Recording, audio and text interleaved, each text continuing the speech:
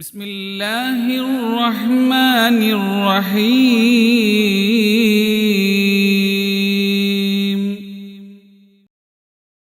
അല്ലാഹുവിന്റെ റസൂൽ തിരുദൂതർ നബി മുഹമ്മദ് മുസ്തഫ സല്ലല്ലാഹു അലൈഹി വസല്ലം തങ്ങളെ റമളാൻ ആഗതമാകുന്നതിന് മുമ്പുള്ള ഈ പരിശുദ്ധമായ 2 മാസങ്ങൾ റജബും ശഅബാനും അതിന്റെ പവിത്രതയെ വരച്ചു കാണിച്ചുകൊണ്ടുള്ള അനവധി ഹദീസുകൾ നമ്മുടെ മുമ്പിൽ വരച്ചു കാണിച്ചിട്ടുണ്ട്.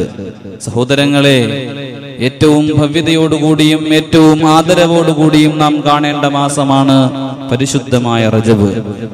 അല്ലാഹുവിന്റെ ഹബീബ് നബി മുഹമ്മദ് മുസ്തഫ സല്ലല്ലാഹു അലൈഹി വസല്ലം തങ്ങൾ സപ്തവാനങ്ങൾക്കപ്പുറം കിടന്ന് മാലാഖമാര് പോലും കടന്നു ചെല്ലാൻ കഴിയാത്തിടത്ത് ഒരു മനുഷ്യനായ പ്രവാചകൻ കടന്നു ചെന്ന് തന്റെ യജമാനനായ അല്ലാഹു സുബ്ഹാനഹു വ തആല എന്ന പ്രപഞ്ച സൃഷ്ടാവിനെ നേർക്ക് നേരെ കണ്ട പരിശുദ്ധമായ മാസമാണ് റജബ്. അതുകൊണ്ട് തന്നെയാണ് അതിന് പവിത്രതയും അതിന് ഏറ്റവും ശ്രേഷ്ഠതയും കിട്ടുവാനുള്ള കാരണവും അത് തന്നെയാണ്.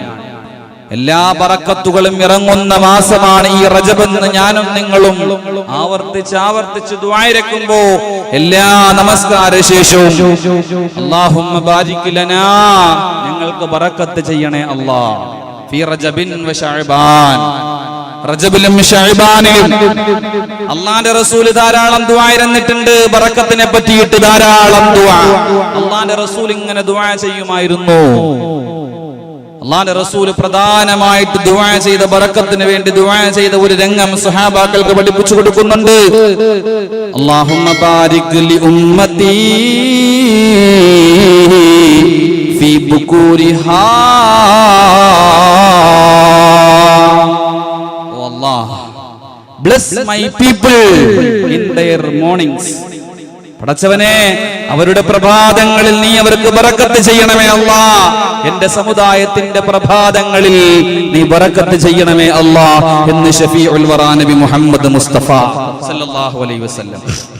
അതല്ലേ രാവിലെ നമ്മൾ ഒരു വീട് വെക്കുമ്പോൾ കല്ലിടുന്നത്, രാവിലെ ഒരു കടയുടെ ഉദ്ഘാടനം ചെയ്യുന്നത്, പ്രഭാതത്തിൽ നല്ല കാര്യങ്ങൾ തുടങ്ങുന്നത്, ഈ മുത്തഅല്ലിമീങ്ങൾ കൂടുതലും പഠനത്തിന് വേണ്ടി വിനിയോഗിക്കുകയും പാഠങ്ങൾ കൊടുക്കുകയും ചെയ്യുന്നത് പ്രഭാത സമയങ്ങളിലാണ്. അല്ലാഹുവിന്റെ റസൂൽ ദുആ ചെയ്തു, അല്ലാഹുവേ എന്റെ സമുദായത്തിന്റെ പ്രഭാതങ്ങളിൽ നീ ബറക്കത്ത് ചെയ്യണമേ അല്ലാഹ്. എന്ത് തുടങ്ങിയാലും എന്ത് പ്രാരംഭം കുറിച്ചാലും അതിന് അല്ലാഹുവിന്റെ റസൂലിന്റെ ആ ദുആയോട് കൂടിയുള്ള ഫലം നമുക്കുണ്ടാകും തീർച്ചയാണ്. കാരണം നബി തങ്ങൾ അങ്ങനെ ദുആ ചെയ്തിട്ടുണ്ട്. സഹോദരങ്ങളെ, ഓരോ നിലയ്ക്കും നമ്മൾ ഈ ബറക്കത്തിനെ മനസ്സിലാക്കേണ്ടതുണ്ട്. മഹാന്മാരായ ഉലമാക്കൾ അതിന്റെ വിശേഷണങ്ങളും സവിശേഷതകളും നമുക്ക് പറഞ്ഞു തരുന്നുണ്ട്. ഇന്ന് നമ്മുടെ ഇടയിൽ ഏറ്റവും കൂടുതൽ ചർച്ച ചെയ്യപ്പെടുന്ന ഒരു രംഗമാണ്, അല്ലെങ്കിൽ ഒരു അധ്യായമാണ് ബറക്കത്ത്. നമുക്ക് ബറക്കത്തുകൾ ഇല്ലാതെ പോവുകയാണ്. സമയമില്ല, സമയത്തിൽ ബറക്കത്തില്ല. ഒന്ന് പള്ളിയിൽ ഇന്ന കാര്യത്തിന് വേണ്ടി വരണം, ഓ സമയമില്ല, തിരക്കാണ്, എല്ലാവർക്കും തിരക്കാണ്, ആർക്കും സമയമില്ല, സമയത്തിൽ ബറക്കത്തില്ല. അതാണ് നമ്മുടെ മുൻഗാമികൾക്കും ഇതേപോലെ 24 മണിക്കൂറായിരുന്നു, മാസത്തിൽ 30 ദിവസമായിരുന്നു, അവർക്ക് എല്ലാത്തിനും വേണ്ടുവോളം സമയങ്ങൾ ഉണ്ടായിരുന്നു. ഇന്ന് നമുക്ക് സമയമില്ല, പഠിക്കാൻ സമയമില്ല, ജോലി ചെയ്യാൻ സമയമില്ല, വീട്ടിൽ വന്ന് ഭാര്യ ഒന്ന് കാണാൻ സമയമില്ല, കല്യാണത്തിന് വിളിച്ചാൽ വരാൻ സമയമില്ല, ഒന്നിനും സമയമില്ല. ബറക്കത്തുകൾ ഇങ്ങനെ ഓരോ നിലയ്ക്കും അല്ലാഹു നമ്മിൽ നിന്ന് എടുത്തുകൊണ്ടിരിക്കുന്നുണ്ട്.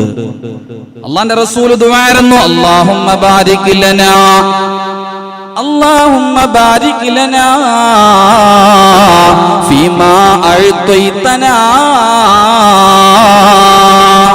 നമ്മളിവിടെ നമസ്കാര ശേഷങ്ങളിൽ പലപ്പോഴും ഈ ദുആ ഇറക്കുന്നുണ്ട്. അല്ലാഹുമ്മ, അല്ലാഹുവേ, ബാരിക് ലനാ, നീ ഞങ്ങൾക്ക് ബറക്കത്ത് ചെയ്യണേ അല്ലാഹ്, ഫീമാ അഅ്തൈതനാ, ഞങ്ങൾക്ക് നൽകിയ എല്ലാ കാര്യങ്ങളിലും നീ ബറക്കത്ത് ചെയ്യണേ അല്ലാഹ്. ഭയങ്കരമായ ദുആ, ഭയങ്കരമായ ദുആ. നീ എന്തും തന്നാലും, നീ വീട് തന്നാലും, നീ സമ്പത്ത് തന്നാലും, നീ വാഹനം തന്നാലും, നീ മക്കളെ തന്നാലും, നീ വിദ്യാഭ്യാസം തന്നാലും, നീ ഇൽമ് തന്നാലും അല്ലാഹ്, എല്ലാ കാര്യത്തിലും നീ ബറക്കത്ത് ചെയ്യണേ അല്ലാഹ്. ഇത് ആര് ദുആയിരുന്നു? പ്രവാചകൻ നബി മുഹമ്മദ് മുസ്തഫ റസൂലുള്ളാഹി സ്വല്ലല്ലാഹു അലൈഹി വസല്ലം തങ്ങൾ ബറക്കത്തുടയ മനുഷ്യനാണ്, ബറക്കത്താക്കപ്പെട്ട മനുഷ്യനാണ്. ആ റസൂലുള്ള ദുആ ആയിരുന്നതാണ്, അല്ലാഹുവേ എന്ത് തന്നാലും നീ ബറക്കത്ത് തരണേ അല്ലാഹ്. ഇന്ന് ഭക്ഷണത്തിൽ ബറക്കത്തുണ്ടോ സഹോദരങ്ങളെ?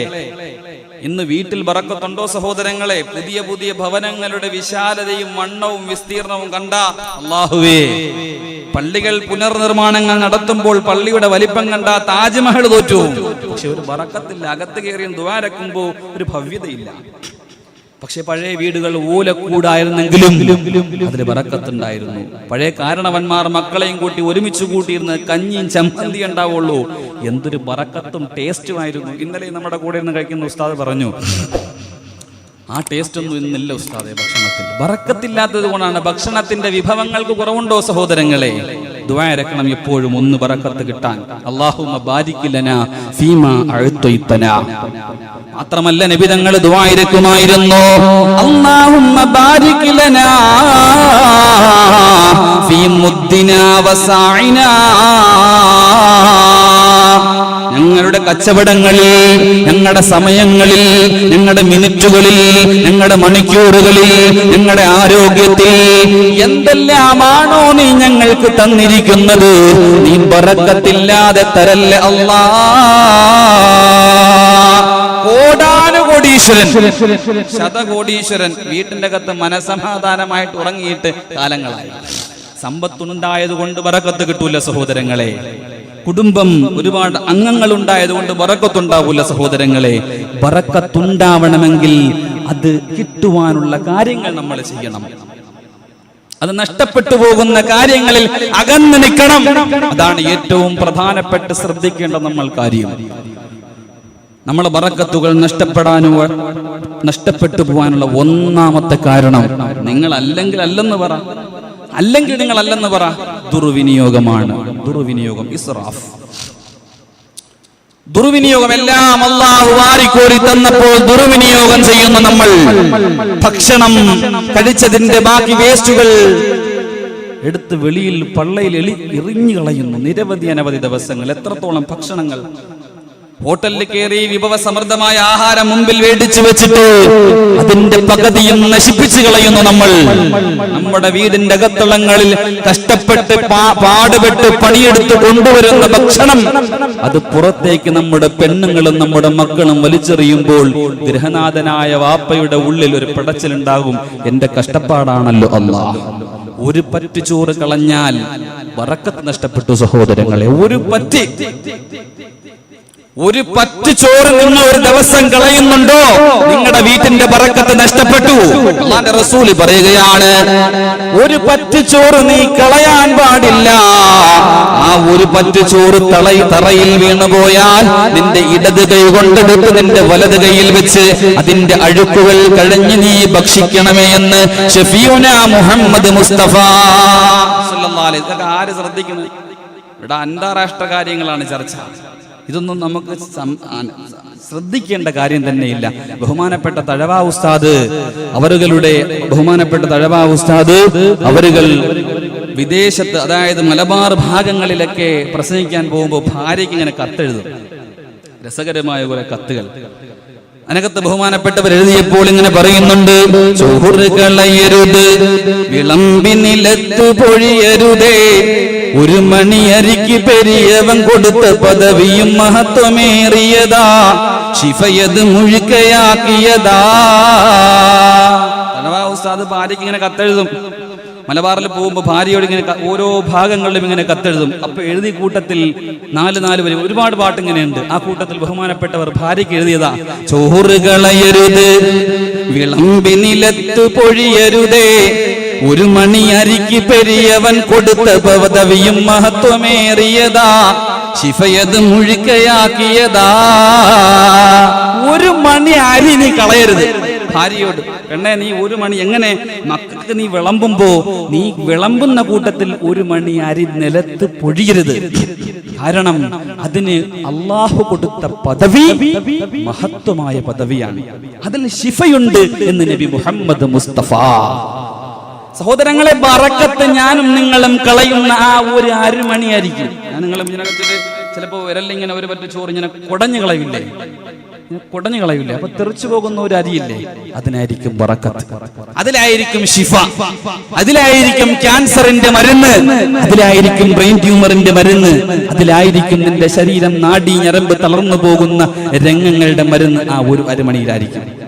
ഇറച്ചി കടിച്ചിട്ട് എല്ല് കളയുമ്പോ അതിന്റെ കൂട്ടത്തിൽ ഒരു ഘട്ടം മാംസം ഉണ്ടാവും, ശ്രദ്ധിക്കൂല, കാരണം വയറ് വീത്തിട്ട് ഏമ്പക്കം പോയേ, പിന്നെ ഇനി എന്തിനാ അത്? നമ്മൾ പഠിക്കുന്ന മുത്തഅല്ലിമീങ്ങളും പ്രസംഗിക്കുന്ന ഞാനും കേൾക്കുന്ന എന്റെ സാധാരണക്കാരും ഒരുപോലെ ഗൗനിക്കേണ്ട വിഷയമാണ്.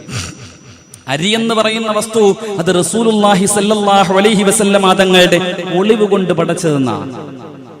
അരി എന്ന് പറയുന്നതാണ് ഇപ്പൊ തിന്നാൻ ഷുഗർ കൂടുന്നല്ലേ പറയുന്നത്. അതുകൊണ്ട് ഇപ്പൊ പുതിയൊരു ചികിത്സാ രീതി ഇറങ്ങിയിട്ടുണ്ട്, ഇറച്ചിയൊക്കെ കഴിക്കാം, അരി ആഹാരങ്ങൾ ഒഴിവാക്കിയുള്ളത്. ഇപ്പൊ അങ്ങനെ ഒരു പുതിയ സംവിധാനം ഇറങ്ങിയിട്ടുണ്ട്, പടച്ചോൻ കാത്ത് രക്ഷിക്കട്ടെ.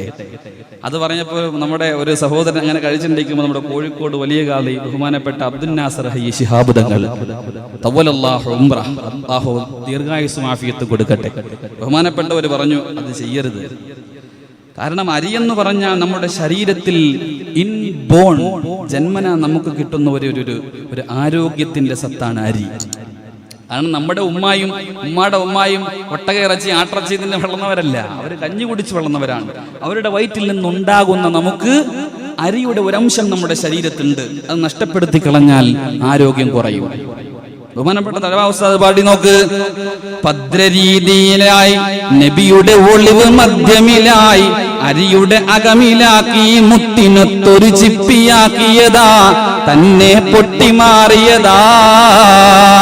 ഭദ്രരീതിയിലായി നബിയുടെ ഒളിവ് മധ്യമിലായി അരിയുടെ അകമിലാക്കി മുത്തിനൊത്തൊരു ചിപ്പിയാക്കിയതാ തന്നെ പൊട്ടിമാറിയതാ.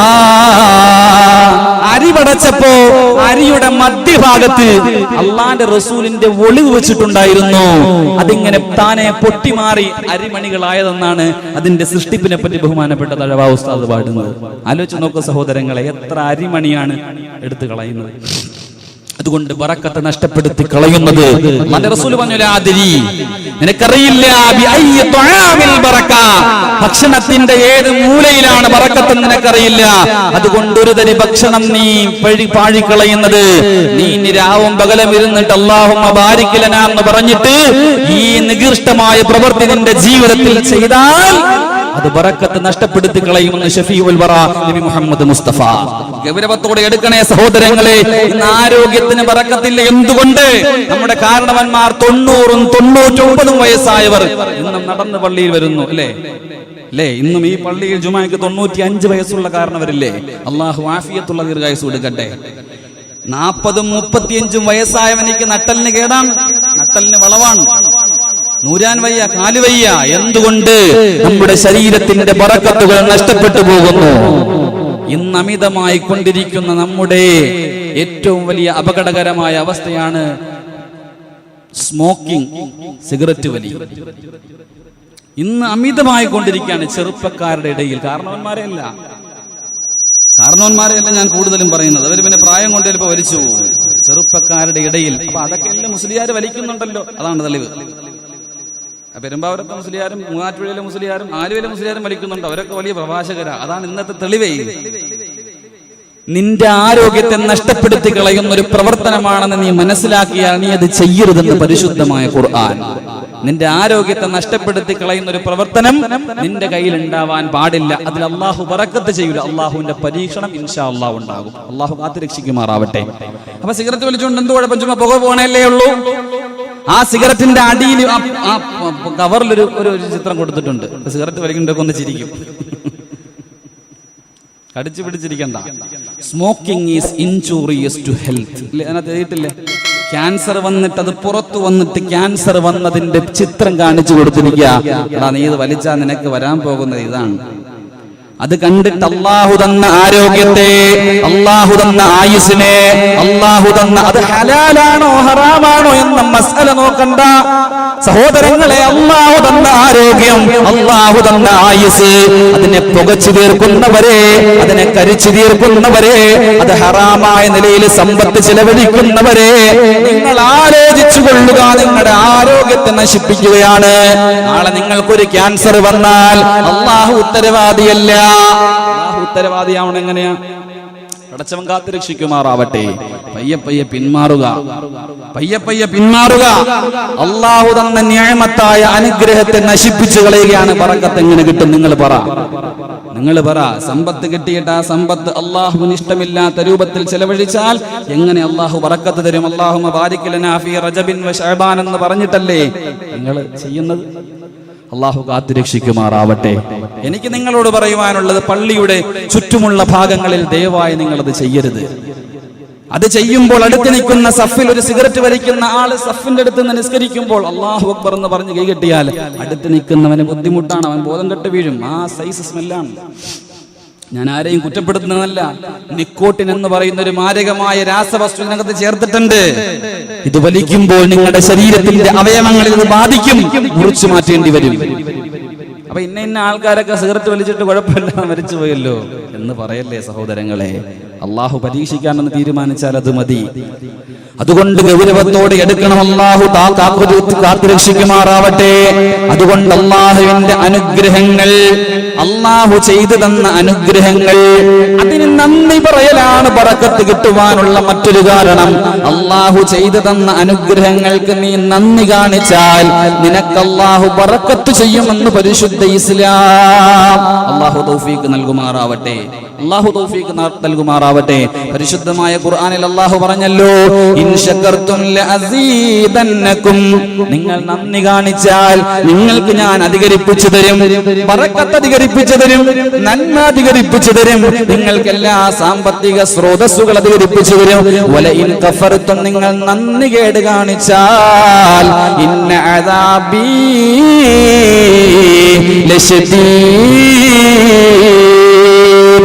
കഠിനമാണ് എന്റെ ശിക്ഷ. നന്ദികേട് കാണിക്കല്ലേ സഹോദരങ്ങളെ. അള്ളാഹു തന്ന സമ്പത്ത് അള്ളാഹുവിന് ഇഷ്ടമില്ലാത്ത വഴിയിൽ ചെലവഴിക്കല്ലേ. അള്ളാഹു തന്ന ആരോഗ്യം അള്ളാഹുവിന് ഇഷ്ടമില്ലാത്ത വഴിയിൽ ചെലവഴിക്കല്ലേ. അള്ളാഹു തന്ന ആരോഗ്യത്തിന്റെ, അള്ളാഹു തന്ന സമ്പത്തിന്റെ, അള്ളാഹു തന്ന ആയുസിന്റെ, അള്ളാഹു തന്ന സമയങ്ങൾ അള്ളാഹുവിന് പൊരുത്തപ്പെടാത്ത സമയങ്ങൾക്ക് വേണ്ടി, അള്ളാഹുവിന് ഇഷ്ടമില്ലാത്ത രംഗങ്ങൾക്ക് നിങ്ങൾ പ്രവേശിക്കരുത്. അതിൽ അള്ളാഹു ബറക്കത്തുകൾ ഊരിക്കളയുമെന്ന അള്ളാഹുവിന്റെ റസൂൽ പറയുന്നു. ഖുദ്സിയായ ഹദീസിൽ അള്ളാഹു തന്നെ പറയുന്നുണ്ട്, ഞാൻ അള്ളാഹുവാണ് പറയുന്നത്. ഞാൻ അള്ളാഹുവാണ്. ഞാൻ നിങ്ങളെ തൃപ്തിപ്പെട്ടാൽ, ഞാൻ നിങ്ങളെ ഇഷ്ടപ്പെട്ടാൽ, ഞാൻ നിങ്ങളെ പൊരുത്തപ്പെട്ടാൽ, ബാറക്തു, ഞാൻ നിങ്ങൾക്ക് ബറക്കത്ത് ചെയ്യുന്നതാണ്. വലൈസ ലി ബറക്കത്തി മുൻതഹാ, എന്റെ ബറക്കത്തിന് അറ്റമില്ല. ഞാൻ ബറക്കത്ത് ചെയ്താൽ പിന്നെ നിങ്ങൾക്ക് എന്തെല്ലാം കിട്ടുമെന്ന് നിങ്ങൾക്ക് തന്നെ ഊഹിക്കാൻ കഴിയില്ല. നിങ്ങൾക്ക് സമ്പത്തുണ്ടാകും, നിങ്ങൾക്ക് സൗന്ദര്യമുണ്ടാകും, നിങ്ങളുടെ ജീവിതത്തിൽ സമാധാനമുണ്ടാകും, നിങ്ങൾക്ക് വിഭവസമൃദ്ധമായ ആഹാരം കിട്ടും, നിങ്ങൾക്ക് ആയുസ് വർദ്ധിക്കും, നിങ്ങൾക്ക് സന്താനങ്ങൾ ഉണ്ടാകും, നിങ്ങളുടെ കുടുംബത്തിൽ ഐശ്വര്യമുണ്ടാകും, നിങ്ങൾക്ക് സമാധാനത്തോടുകൂടി മുന്നോട്ട് പോകാം. ഇനി ഞാൻ കോപിച്ചു കഴിഞ്ഞാൽ, അള്ളാഹുവാകുന്ന ഏകനാകുന്ന ഞാൻ, നിങ്ങൾ എന്റെ ജീവിതത്തിൽ ഈ നിങ്ങൾക്ക് ഇഷ്ടമില്ലാത്ത പ്രവർത്തനം നിങ്ങൾ എന്റെ മുന്നിൽ ചെയ്താൽ, ഞാൻ നിങ്ങളെ ശപിക്കുന്നതാണ്. എന്റെ ശാപമുണ്ടല്ലോ, അല്ലാഹു പറയുകയാണ്, എന്റെ ശാപമുണ്ടല്ലോ. നിങ്ങളുടെ മക്കൾ, ആ മക്കളുടെ മക്കൾ, ആ മക്കളുടെ മക്കൾ, ആ മക്കളുടെ മക്കൾ, അങ്ങനെ 7 തലമുറ അത് ബാധിക്കുമെന്ന് അല്ലാഹു സുബ്ഹാനഹു വ തആല പറയുകയാ. കേട്ട് പഠിക്കൂ സഹോദരങ്ങളെ. അതാണ് നമ്മുടെ തലമുറയിൽ ഒരു തെറ്റ് ചെയ്താൽ നമുക്ക് മാത്രമല്ല, തലമുറകൾക്ക് ബാധിക്കും, തലമുറകൾക്ക് ബാധിക്കും. ഇന്നും പല കുടുംബത്തിലും ഭ്രാന്തി വിട്ടുമാറാത്തത് എന്തുകൊണ്ടാ? വാപ്പ ചെയ്തതിന്റെ ഫല, കാരണവന്മാര് ചെയ്തതിന്റെ ഫലം ഇന്നും മക്കൾ അനുഭവിക്കുന്ന എത്ര കുടുംബങ്ങളുണ്ട്. ജിന്നിനെ വെച്ച് കളിച്ചും, മറ്റു സ്വാലിഹ്യങ്ങളെ അപമാനിച്ചും, മറ്റു മുത്തഖീങ്ങൾ ആളുകളെ കളിയാക്കിയും കാരണവന്മാര് ചെയ്തപ്പോൾ ഇന്ന് പല മക്കളും അനുഭവിക്കുകയാണ്. ഞാനും നിങ്ങളും ചെയ്താൽ നമ്മുടെ മക്കൾ അനുഭവിക്കും. മക്കളെ മാത്രമല്ല, 7 തലമുറകൾ അനുഭവിച്ചു കൊണ്ടിരിക്കും. അല്ലാഹു പറയുന്നു ഖുദ്സിയായ ഹദീസിൽ, നാഥനായ അല്ലാഹു കാത്തുരക്ഷിക്കുമാറാവട്ടെ.